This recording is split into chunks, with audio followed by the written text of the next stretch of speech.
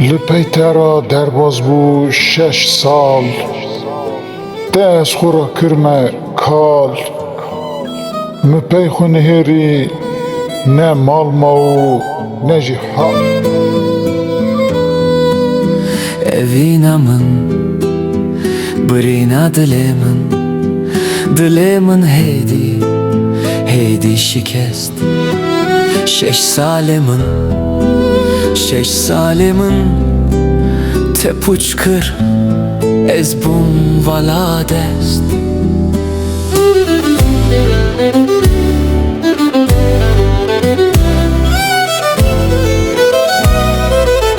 Şeş salê min de bû ez ji terî mame sax eşa evîna te 6 salê 6 sal gundîno malîno ez ji terî mame sax.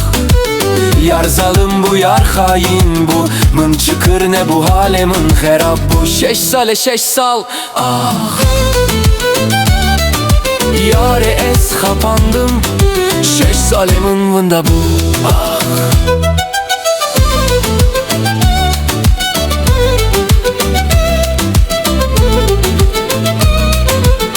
Çavên te yên reş, hîn li ber çavên min in. Lê niha ez dizanim, ew çav xapînok bûn derew bûn.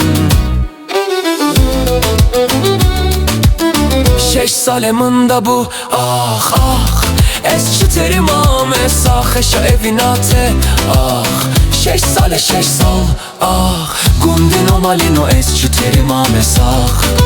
Yar zalim bû yar xayîn bû, min çikir nebû halê min xerab bû. 6 salê 6 sal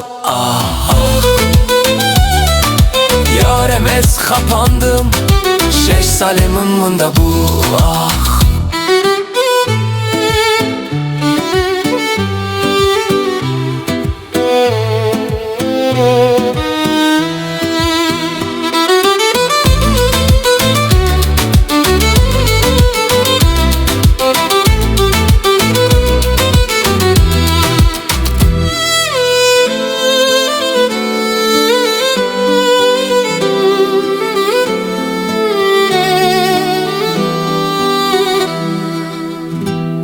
Ez serbestim, lê birîna kûr nahele.